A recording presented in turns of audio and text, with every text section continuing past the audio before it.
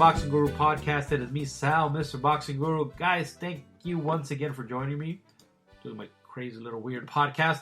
Again, that music you just heard was from Los Anaya. That's Losanaya. That's Los Anaya. Make sure you guys listen to them on Spotify, YouTube, iTunes, wherever great music is listened to, as well as this podcast. Make sure right now, stop what you're doing. If you're listening to this on YouTube, go and like it on Spotify. Go like it on iTunes if you have that, and vice versa. If you guys are listening to this on iTunes, go make sure you guys follow me at Mr. Boxing Guru on YouTube, because I'm going to try to start putting more live content there. And of course, the podcast is on YouTube as well. So make sure, for you guys that don't have, any type of other way to listen to this, it is on YouTube as well. So as well as the rest of the catalog of the 46, 47, I believe it's 47 show. So anyways, guys, let's get started right away. Let's go right to the main event from Saturday night from Frisco, Texas, on the app. Yeah, on the zone. It was Mikey Garcia beats Jesse Vargas in a very interesting fashion, with still a lot of questions to answer. But again, he did beat Jesse Vargas. He did make what they think it's, what Mikey and the team thinks is a statement. And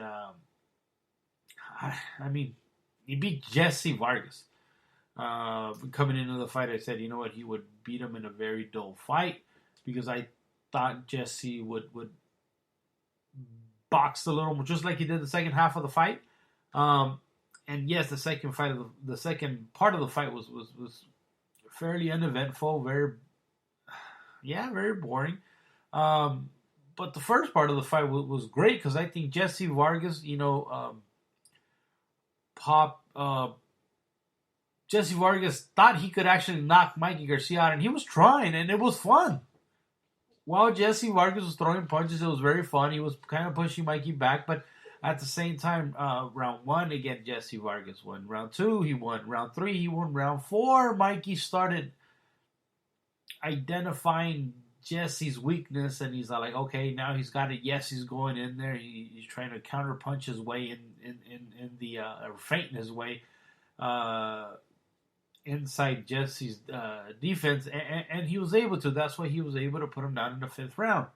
Now, in the 5th round, he was able to drop him, not stop him. Sorry, but drop him. Now, once Mikey Garcia dropped Jesse went back to what he's good at, and he started pumping that jab. And just like most of Jesse Vargas' fights, he seems like he got winded. Yes, Mikey did hurt him pretty bad. It was pretty impressive, actually, the way Mikey hurt him. But he went back, not necessarily on his bicycle, but he was just boxing the smaller guy, which was Mikey Garcia. And for some reason, I saw Jesse's legs very weak. I saw just a tired Jesse after that knockdown. But I didn't see Mikey initiating anything. Not create any type of openings. I saw Mikey the counter puncher in there. So it seemed like he was just again. This is what I thought. I thought Mikey. I'm like, why isn't Mikey going after him? Again, this is me. With 2-3 beers, and why isn't he knocking this fucking guy out there? You want to make a statement, knock this fucking guy out there, show that he's not on your level, and let's move on to the next one. Then you call out, the Pacquiaos or Thurmans of the world. But no, he almost seemed content just going the rest of the rounds. And the thing is, in some of those rounds, it was easy to give to Jesse Vargas. I think I gave him, after the 5th round, I think I gave Jesse Vargas maybe 2 rounds. So if it wasn't for the knockout, I don't know. I just think I don't understand. At least,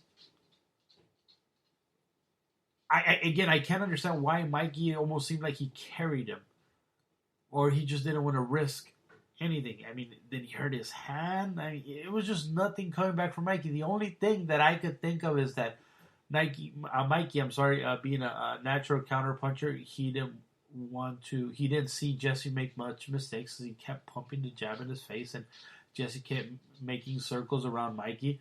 So he was reluctant to go in there to, get caught again by Jesse's right hand, which was pretty sharp, and it seemed to stun Mikey a few times. But the question is still, can Mikey campaign at the welterweight division? Did Mikey do enough to say, hey, you know what? Let's do it again with Spence. Oh, let's bring on Danny Garcia. Oh, let's bring on I don't know. The welterweight division is so fucking talented and heavy and big that I'm not so sure that I'm okay with Mikey being there. I get it, Mikey can campaign at welterweight, but let's be honest. Who at welterweight can Mikey Garcia beat? Let me look at BoxRec right quick. To see. I mean, I don't know. I mean, maybe there's a name out there that I can see. I mean, the top dogs are of course Errol Spence, which we already saw and we don't ever want to see again. Terrence Crawford, Manny Pacquiao, Sean Porter, Danny Garcia, your Denny Zugas. Mikey Garcia somehow at 7, and Keith Thurman.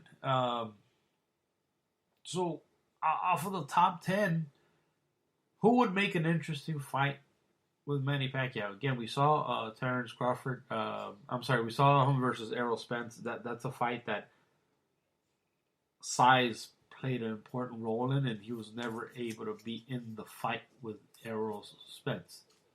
So that's out of the equation. Sean Porter, in my opinion, which is a shorter guy, more at the stature of Mikey Garcia, I think would just bully and wrestle Mikey Garcia to the point where Mikey won't be able to do much. And another thing, Porter's resistance, it's extremely well. Let's take it to the same last thing. Danny Garcia. What can Danny Garcia do versus a guy like Mikey Garcia? Now, we've seen Danny Garcia in certain situations where you can say, okay, you know what? I think he'll do fine. I mean, for example, the fight versus Eric Morales, which is a washed-up Eric Morales, versus a guy like Danny Garcia. But then again, you can say that Danny Garcia just wasn't polished enough for a guy like Eric Morales, even that version of himself back then. The thing is, Danny Garcia does have a mean left hand, can punch with both hands, and I don't think a guy like Mikey will be able to take those punches. And the reason why I'm saying this, and again, let's no knock on Mikey, and please don't take it the wrong way, but I'm not knocking Mikey Garcia. I'm just saying what appears, at least what I see, what I at least think most of the boxing fans think. When Jesse Vargas, again, a legitimate welterweight, touched him, he moved Mikey. So a punch from a guy like, let's say, Danny Garcia, again, even if Danny is a bit flat-footed and whatnot, Danny Garcia can still move around the ring. I mean, prime example was his fight with Lucas Matisse. That fight, he showed his boxing ability and his ability to hurt his fighter, and I don't think with versus Mikey, I think he'll do the same thing, sort of like what Errol Spence did. Just keep him at bay, wait for him to try to get in. Just like Jesse Vargas just did, just wait for him to get in and let him overreach. Then, quite possibly can't stop Mikey. So again, you don't want to see him really get hurt. Keith Thurman, again, I don't see that. So a guy like Manny Pacquiao, I think it's ideal for him. Even this version of Manny Pacquiao is still very dangerous. I mean, we all saw what he did to Keith Thurman. But again, size actually matters. This is why the welterweight division is so beautiful, because you can have somebody that's 5'6", you can have somebody that's 6'1". So there's certain guys that I'm okay with. Mikey fighting again. Keith Thurman is out of the question. Ugas is out of the question. Danny Garcia is out of the question, in my opinion.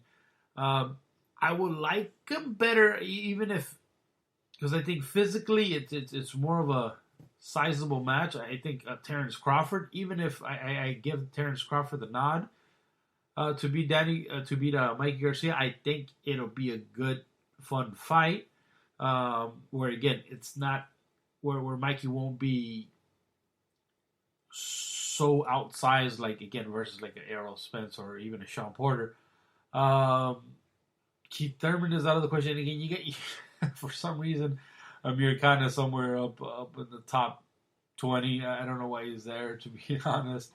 Thomas Delorme. I mean, all these guys are I mean, you got Josecito Lopez. You got two guys in the top 25 that are in this camp. Josecito Lopez being one, and then Virgil Ortiz being another. And maybe Omar Figueroa. I mean, but realistically, I don't see Mikey Garcia beating any of these guys. Now, the other question, because their main thing, remember, is not fighting the names. Their main thing is getting that belt at welterweight, at the welterweight division. Now, is that possible? And I say yes.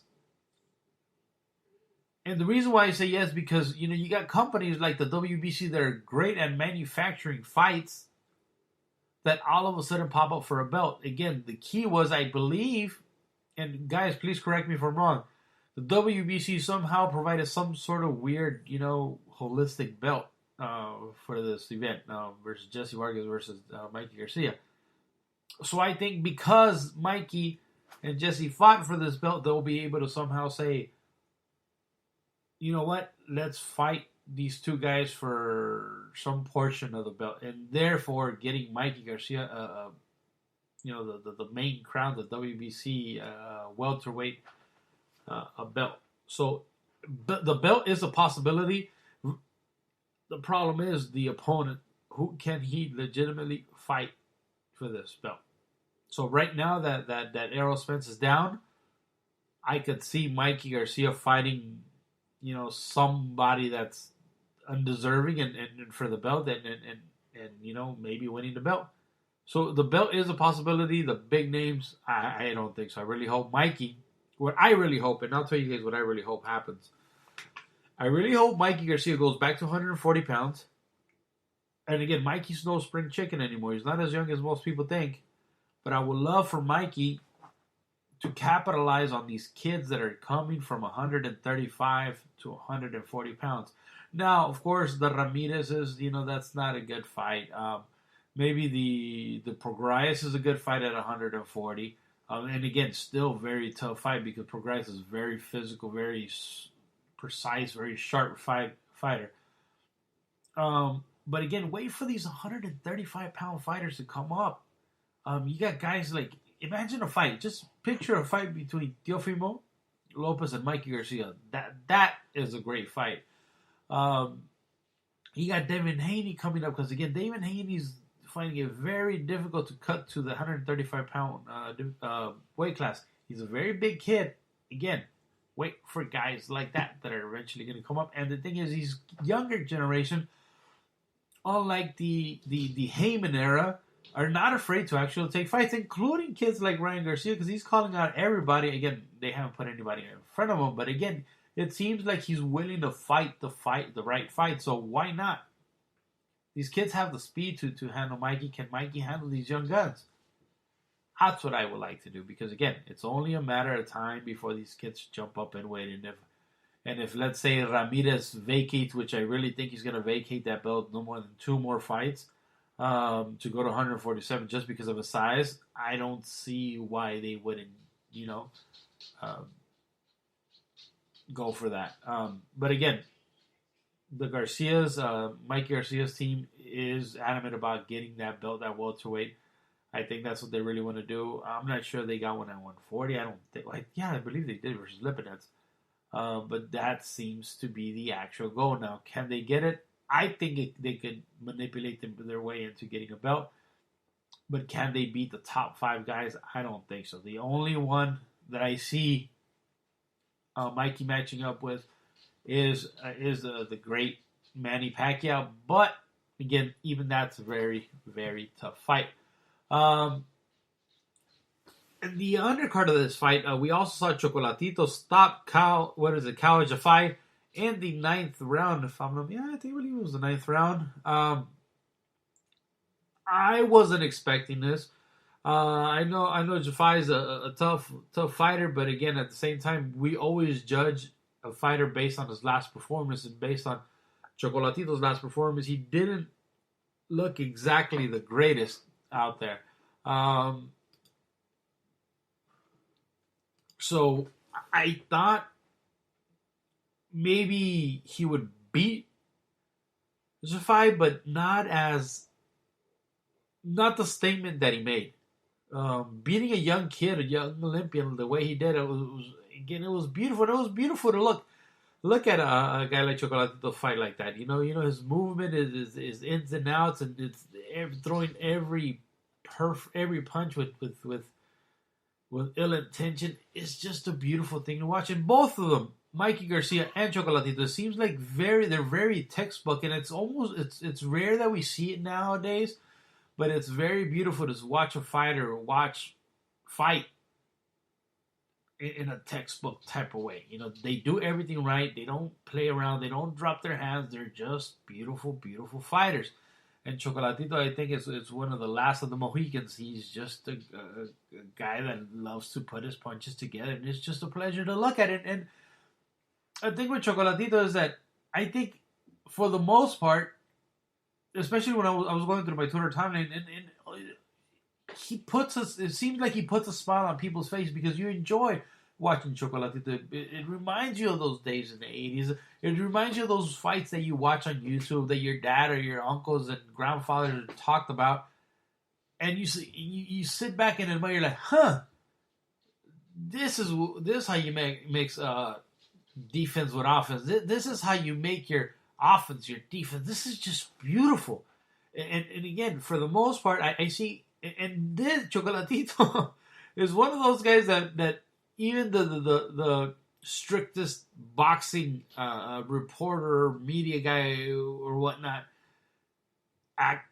actually get he's the fighter that actually brings out the fanboy in all of us. And again, you could be the biggest writer, and you're like, man, you're gonna cheer for Chocolatito. You want to be the Chocolatito, Chocolat. You want to cheer for this guy, and it's tough not to. Again, he is that Cinderella story. The I think him being so religious, whether you're Catholic, Christian, Jewish, or whatnot, it kind of puts a smile on your face because you always want to cheer for the good guy. And Chocolatito is one of those guys that I think kind of helps that he doesn't speak English, because sort of like when Golovkin was coming up, that he wouldn't speak or he would just try to make fucking words up. It's just nice to cheer for a guy like that. But again, he got his stoppage. I wasn't expecting such a great performance from Chocolatito. I was expecting either him to win or maybe him get outboxed, but he didn't. He looked great. I'm happy for him. But what's next? We have to be realistic on what Chocolatito can do. There's only one fight that you feel like it's unfinished business with Chocolatito, and that's where's El Gallo Estrada with Juan Francisco El Gallo Estrada. I think this is the fight. They're in a spot where you want to see the fight. They fought, of course, very early on, and Chocolatito beat him. But Chocolatito was already a pound for pound fighter. If by all stretch of the imagination, he was a legit fighter. Juan Francisco Estrada wasn't, and I think just like Mayweather needed Pacquiao, just like Oscar De La Hoya needed Vargas. These two fighters need each other to make a great fight. Now, for whatever reason or not, they haven't fought. I really wish this is the time, because again, these guys are not getting any younger, and I think they'll give us a great fight. And who wins? Shit, the fans, man. These guys are just amazing to watch, and I really, really look forward to watching fights like this. as far as upcoming fights, there's a lot of fights, but there's not. I think we've been kind of spoiled at the beginning of the year because we've been getting a lot of great fights. Like, for example, this weekend, I believe it was Fox Sports, we get Adam Kanaki versus Robert Helenius. Again, it's an eliminator fight, good fight. There's a bunch of other fighters. Zachary Ochoa, which I believe used to fight for Golden Boy. He's fighting on this card, which is not sure exactly what happened there. You also get, Sean Garcia, which is, of course, Ryan Garcia's bucket boy. He gets to fight. I think he fights in his first 6-round featherweight bout. Again, just classic PBC card, was just stacked from bottom to the end. Not necessarily with good fighters, but it's definitely stacked. So good for them. Again, that's a good fight.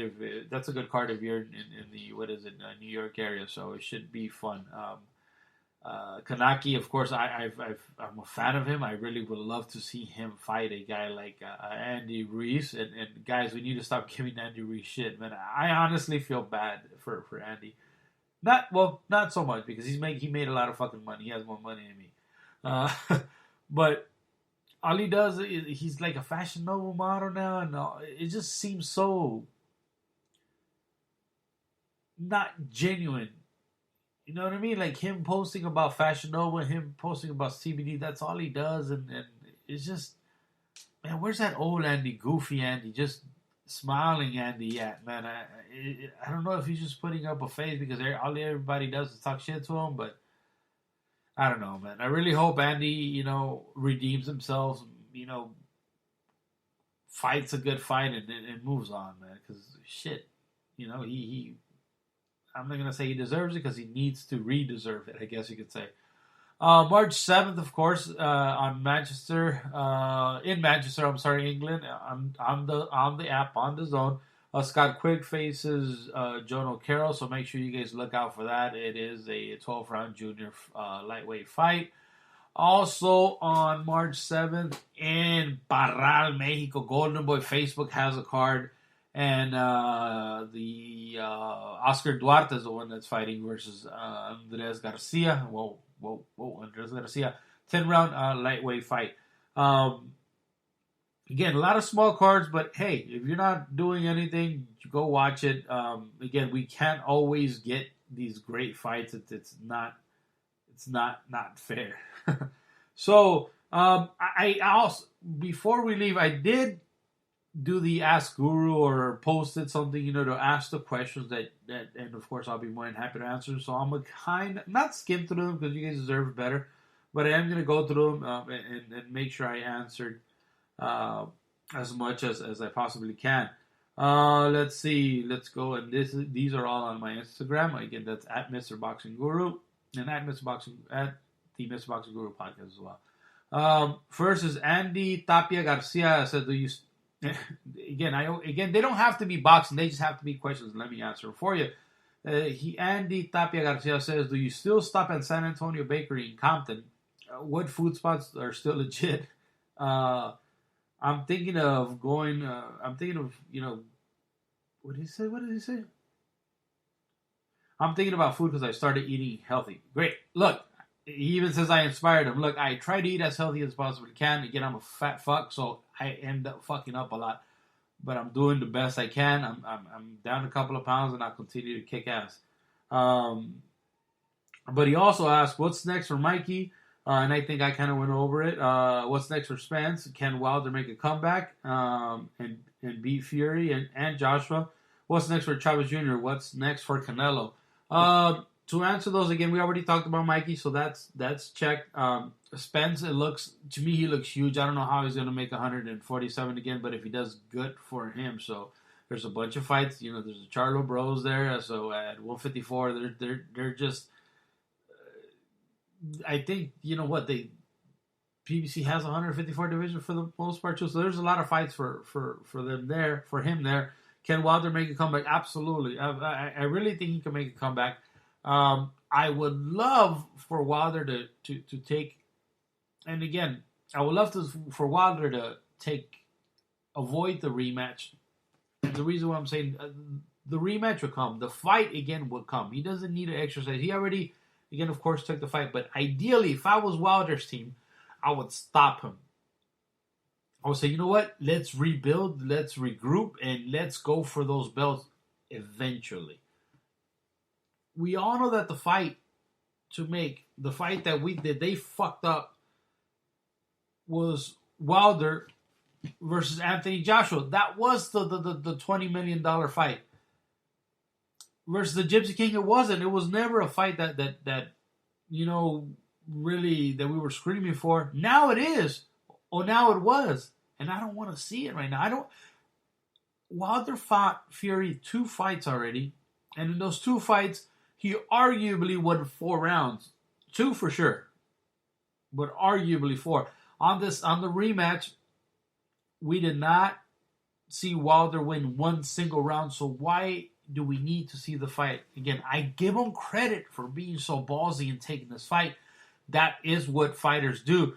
But I think his team should try to really convince him not to take the fight, regroup, take a couple of fights, take a couple of baby fights, and regroup. Get that knockout. Go out there and knock a couple of guys out. Make another commercial, and then make the big fight again.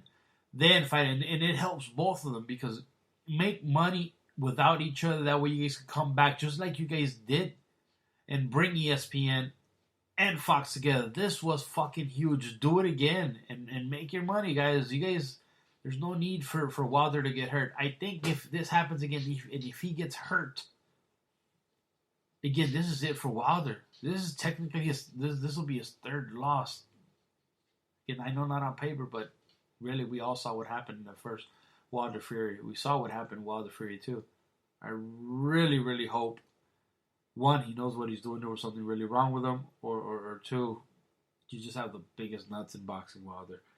As far as Chavez Jr. Scares the shit out of me, guys. Honestly, anytime you see a guy that bleaches his eyebrows, it's a little spooky. Anytime you see a guy that intentionally wants to look like Marcy Darcy from what was it? What was that show with Al Bundy's show, Married with Children? That fucking scares me.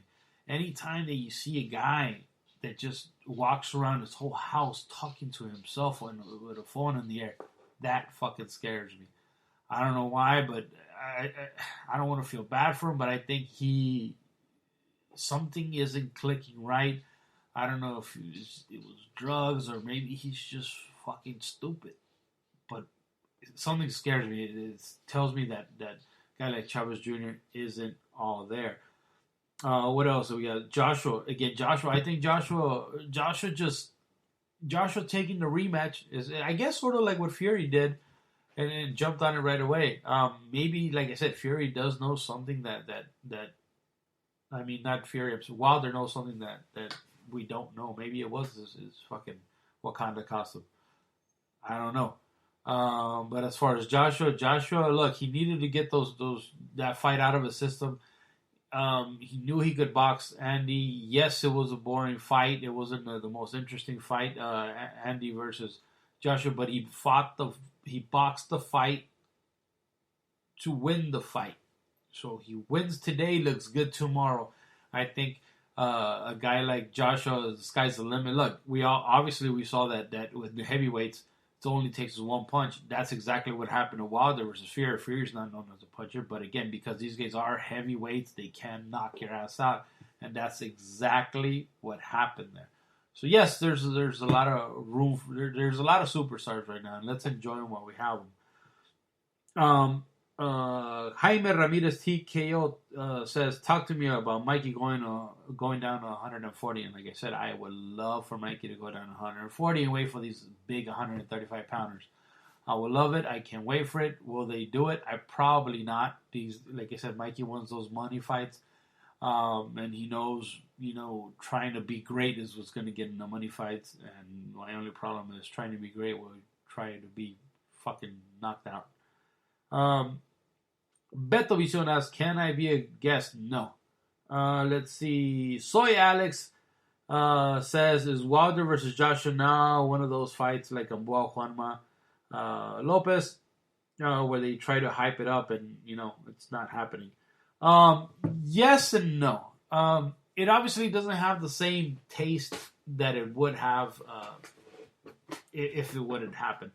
Now, Wilder again, I think it'll happen, but not for that type of money that was initially offered to him.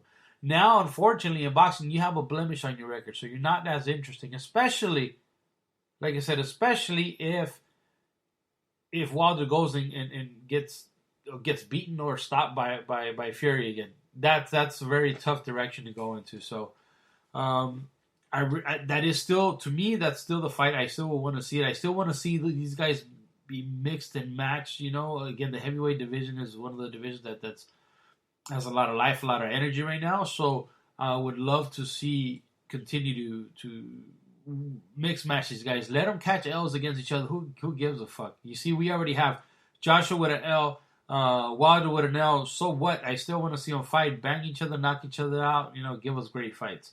Boxing Bros. A big shout out to Boxing Bros. They have their YouTube channel. Make sure you guys search for them as boxing.bros.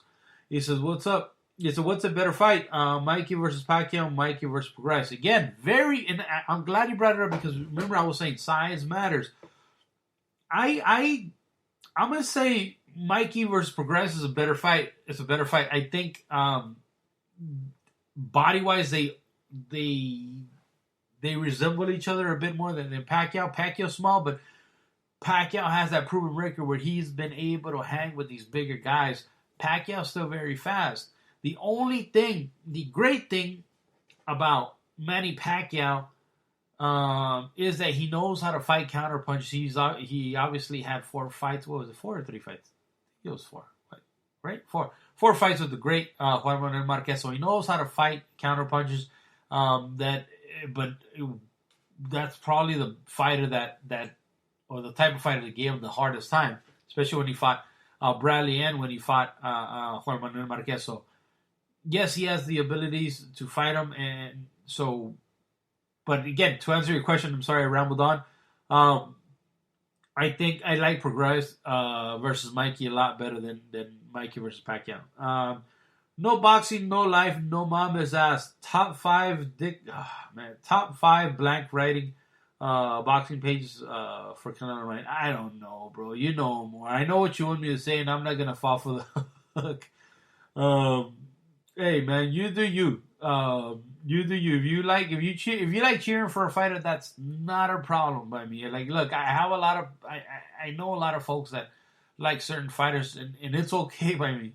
That doesn't mean I have to like them. That doesn't mean I'm not gonna like them because they like certain fighters. On the contrary, that's what makes boxing great. The fact that we don't always have to agree. But fuck that doesn't that make for even better debate? So let's see. Let's move on to the next guy. Chuy Magallanes says, in a tag team brawl match, who wins? Mikey Garcia and Pacquiao versus Gervonta Davis and Mayweather. I'm going for Mikey Garcia and Pacquiao, man. They're both going to bull rush them, and Mayweather is just going to run and maybe hit his baby mama. Anyways, the Bully Squad asked, I feel Mikey is better at 140. You see, that's a conscientious thing to say. I feel that Mikey Garcia is better at 140 pounds. If he fights Manny, who beat Thurman, Manny will win. Honestly, Danny Garcia, Bud, Porter, Thurman, I'll get the win over Mikey Garcia. Let's see. And then he also says, Gallo beats Chocolatito in a rematch, but good scrap. What's your take? Again, that's the fight to make versus Roman Chocolatito Gonzalez. The Gallo fight. The Gallo fight is the only fight that I want to see out there. Again, these little guys don't get it. At least to me, because again, I try to be as well rounded in the sport as I possibly can. But sometimes, I don't pay as much attention to the smaller weights. But this Chocolatito versus Gallo is just such a beautiful fight. And just think about it. Start drooling a bit. But yeah, the Bully Squad versus the other guys, I completely agree. Mikey does not belong at 140. Again, it's got to be selective fights. Again, is it a good fight versus Manny Pacquiao? Yes. Is it the best fight for him? Yes. I think Mikey is not adapting to the size as well as he thinks. 3805 says, what do you think about the young prospects on the undercard? When you mentioned Bam, he mentioned Real Diego Pacheco, Alex Espino, Madrimov. You know what? All great guys. You know, Robert finds a way to reinvent his stable year after year. And he has his certain fighters, at least for a decade, or at least half a decade, which he develops and he makes into great fighters. I don't think that stopped. That's what differentiates Robert Garcia's stable from most fighters. Most trainers out here end up, you know, get that one hit wonder. Then you know, we never hear about him, or we hear about him, or we see him in, like, let's say a Thompson Boxing or a Bash Boxing.